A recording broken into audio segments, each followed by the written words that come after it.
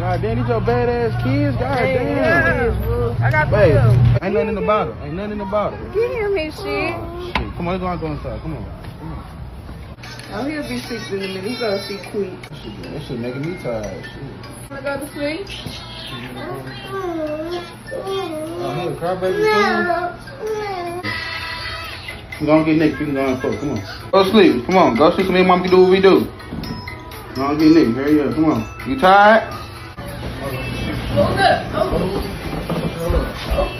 What's up, little nigga? Not next time. What's up, little nigga? Go on there. Watch up a minute. Why you ain't gone? Go in the room. That way. Go in the room. Yeah, bust you turn. That way. That way. Damn, me hard. But You should've came to my house. Yeah, but I ain't baby free. I told you I was baby free. When you got kids, baby, you gotta wait. I don't hate the baby mamas. Like, you know, I be wanting to be cool. The baby mamas hate me, so they be jelly. They do. Anzu tutmun menisbizobin. Welcome to Talks of Sensualism with Prophetess Eve, the space where we celebrate the art of seduction, sensuality, and unapologetic confidence. Here, we don't follow trends, we set them. We don't imitate, we create. Women look to us to teach, guide, and inspire. We are the mothers, the leaders, the blueprint for the woman others aspire to become. And in this space, I'll show you how to own your allure, your presence, and your power, so you can step fully into the woman you are meant to be, confident, magnetic, and unapologetically radiant. This is Talks of Sensualism with Prophetess Eve. And let's step into that power together. Guys, before we get started, make sure if you haven't already, you are commenting, you are liking, and you are hitting that subscribe button. Your support keeps the content going. Now let's get into the episode. Ladies, we have got to stop glorifying baby mama and baby daddy culture. Okay, it's been too normalized within our community, so much that structure and standards now feel foreign. As someone who is a wife, a young wife, I'm 28 years old, I'm married to a man who is 14 years older than me. When I go into spaces where it's predominantly black women, I kind of withhold the information of me being a wife because I know what's going to come with that conversation. It doesn't even have to be a conversation about women needing to be wives. I can just mention being a wife, and someone is going to bring up how, oh, I can't be a wife, or I could never be tied down to a man like that. I just much rather be a mother. Only do I ever have this conversation with black women, and we're going to break down the psychology behind this. We're going to look at this from a mental perspective, from a spiritual perspective, as well as a feminine energy perspective. What I'm going to do is I'm going to explain to you the difference between a baby mama and a single mother, while also talking to you guys about dismantling this entire baby mama and baby daddy culture for yourself, all right? Now, number one, no, everyone cannot be a baby mama. But yes, everyone can become a single mother. Life can happen, and any woman can end up raising her child alone through death, through divorce, or circumstances that are beyond her control. That's what makes the difference between a baby mama and a single mother, all right?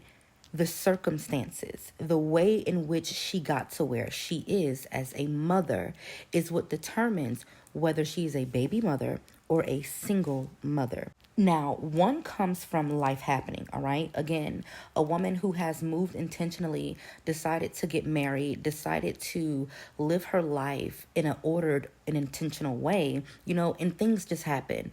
Let's say her husband passes away, or let's say things just doesn't work out between them two and they decide to divorce. Now she is a single mother if, she is not receiving any help from her ex-husband. The only way a woman can be a single mother is if she is not receiving any assistance.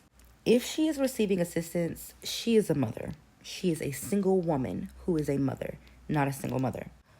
Again, a baby mother comes from a lack of order and intention, haphazard screwing, just fucking every Tom, Dick, and Harry. Whatever man smiles at you and you just end up with a oops baby and he's the, well, fuck it, baby daddy. A baby mama is a woman who did not plan the birth of this child, who just laid down and now the baby's here. Oh, he tricked me. Oh, he trapped me. And what I'm noticing right now is a generation of women, more specifically black women, choosing this lifestyle of being a baby mama over covenant, over passion, over planning, and then wanting to call this like independent, or saying, well, some of us just want to be mothers. Not everyone wants to be a wife. You guys, I just want to let you know, it is much easier to become a mother. You know, as long as your reproductive system is working, anybody can lay down and become a mom. You don't have to have 2 brain cells to do that. But it is not easy to qualify to become a wife. And when women know that they do not have the qualities to become a wife, they settle with just being a mother because that makes them feel whole.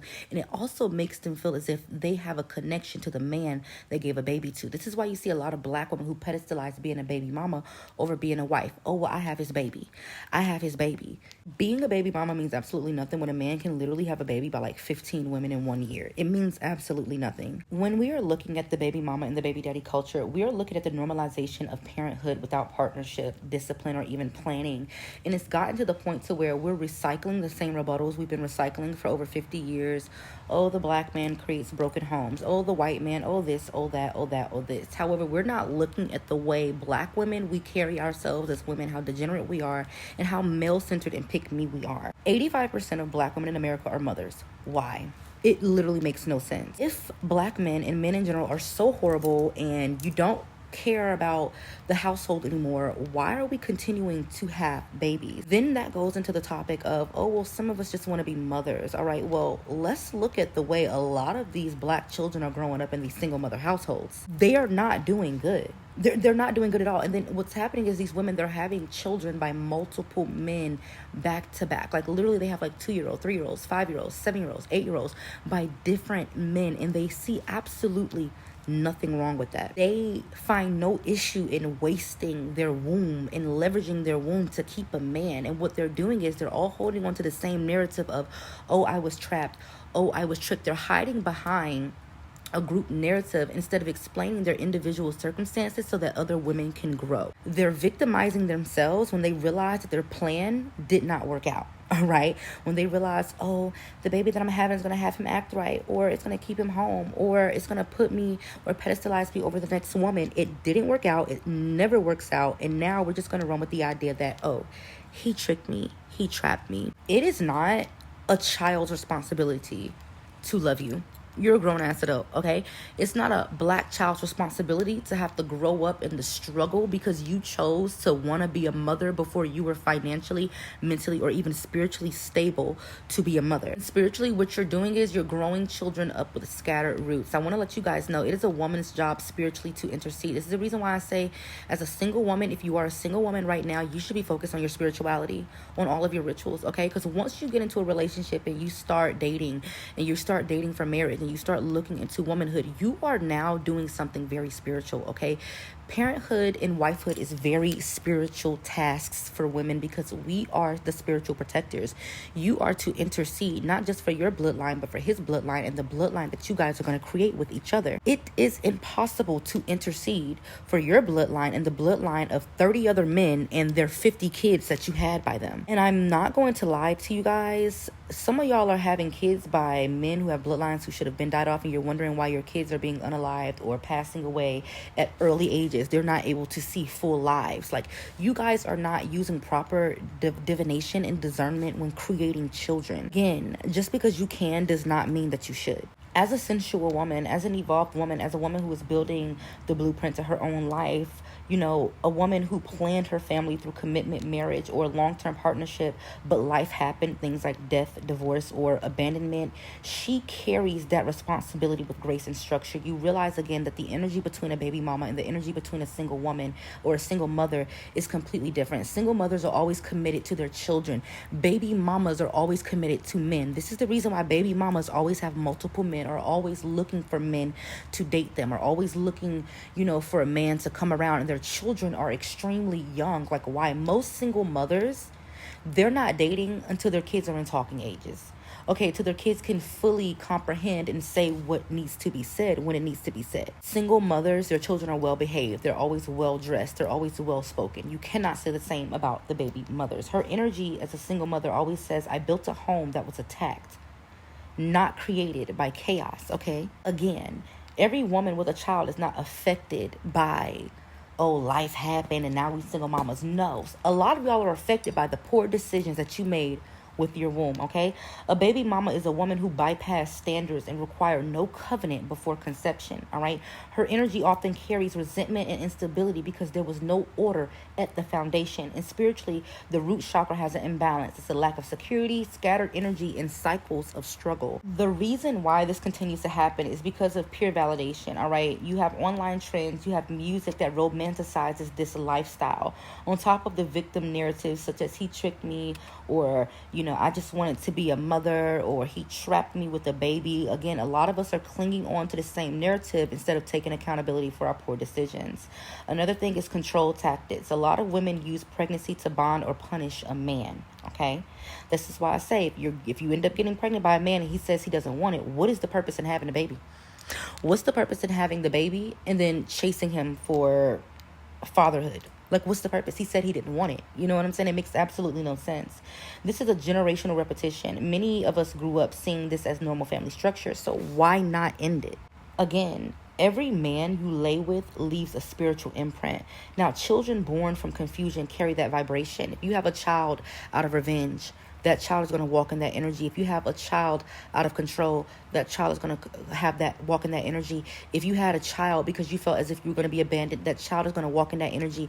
That child is going to walk in rejection. You have to understand the energy that your womb was carrying. Your child is going to be born into that sin. No one, man or woman, but especially a woman, because pregnancy is our responsibility. We are the gatekeepers of pregnancy. No woman should be having a child if she is not spiritually, mentally, and herself financially ready, because at the end of the day, mommy's baby, daddy's maybe. Life can happen. Things can happen. A man can pass away.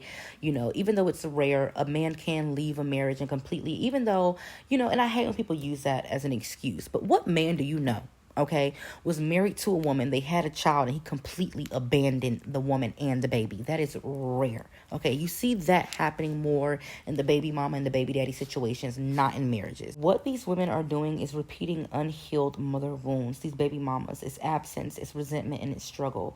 It's a self-worth erosion. Accepting minimal commitment rewires your self-image, all right? And it's also a community decay.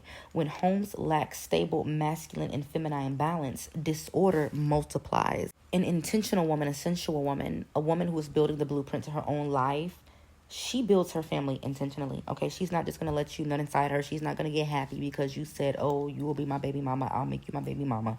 She honors divine timing, covenant, conception, creation, all right? She sees motherhood as something sacred. It's a sacred duty to her as a woman, not emotional leverage. And she's currently preparing her life mentally, spiritually, and again, financially before she brings life into it. Under no circumstances, you, young woman, older woman, however old you are, okay? Do not let social media and other people around you within our community convince you that your standards are outdated, okay? Standards protect legacy. Require commitment before intimacy and conception, all right? Surround yourself with women who model discipline, peace, and structure. We talked already about picking wisely who you take advice from, okay? A lot of women are envious. A lot of women will try to destiny swap with you or lead you the wrong way because they want you to be the same exact victim that they were, all right? Heal your mother wounds so you do not repeat them in your own motherhood, all right? Now, at the end of the day, motherhood is sacred. It's not social. Every choice we make as women plants a seed in the next generation, and you can choose to create from chaos or you can choose to create from a covenant.